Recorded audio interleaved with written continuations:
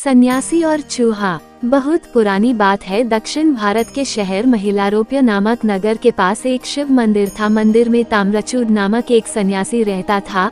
सन्यासी प्रतिदिन नगर भिक्षा मांगने जाता था। भिक्षा से ही उसका जीवन यापन होता था। बची हुई भिक्षा को एक पात्र में डालकर मंदिर की सेवा कार्य में लगे सेवकों को दे देता था।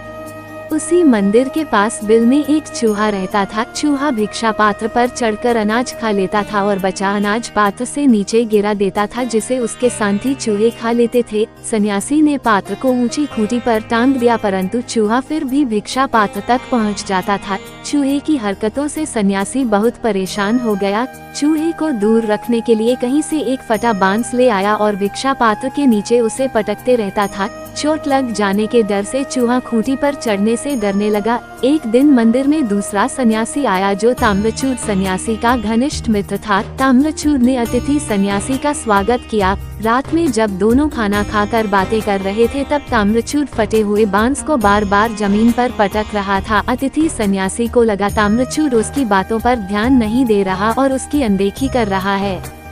अतिथि सन्यासी क्रोध में आकर बोला, ताम्रचूड, मैं बहुत देर से देख रहा हूँ, तुम मेरी बातों पर ध्यान न देकर मेरा अपमान कर रहे हो। मैं अभी यहाँ से जा रहा हूँ। ताम्रचूड अतिथि सन्यासी को समझाते हुए बोला, मित्र, तुम जैसा समझ रहे हो वैसा कुछ नहीं है। यहाँ एक चूहा रहता है, वो मेरे अन्न पात्र से अनाज खा जाता है और बचे अनाज को नीचे गिरा देता है, जिसे दूसरे चूहे खा जाते हैं। मैंने अन्न पात्र को उससे बचाने के कई प्रयास किए, किंतु वो किसी न किसी तरह वहाँ पहुँच ही जाता है। इस बांध से मैं उसे भगाने का प्रयास करता हूँ। अतिथि सन्यासी ने कहा, क्या तुम्हें पता है उसका बिल कहाँ है? ताम्रचूड ने नहीं में उत्तर दिया। अतिथि सन्यासी बोला, कोई भी कार्य बिना वजह के नहीं होता। उस चूहे का बिल अवश्य ही किसी खजाने के ऊपर है। खजाने की गर्मी के कारण ही चूहा इतना उछल रहा है। अतिथि सन्यासी ने पूछा, क्या तुमने उस चूहे का बिल देखा है?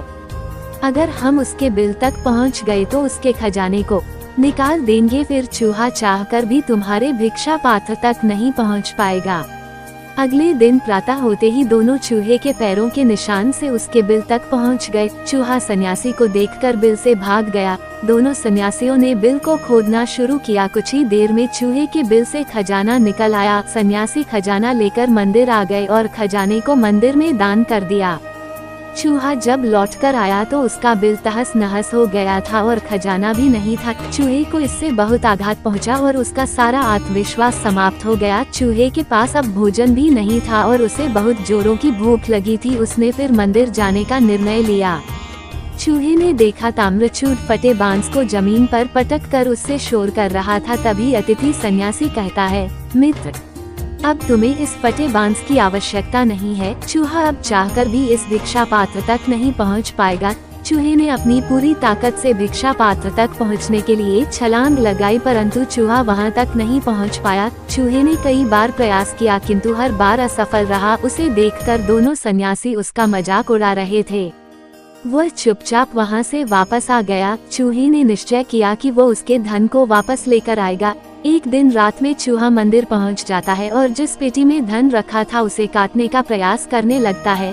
पेटी की आवाज सुनकर सन्यासी की नींद खुल गई और उसने पास रखे बांस से चूहे पर हमला कर दिया। एक बांस चूहे को लगा और चूहे ने गिरते पड़ते किसी तरह अपनी जान बचाई और फिर मंदिर नहीं आया। शिक्षा, अगर हमारे पास संसाधन है तो आत्मविश्वास से अद्भुत शक्तियाँ आ जाती हैं।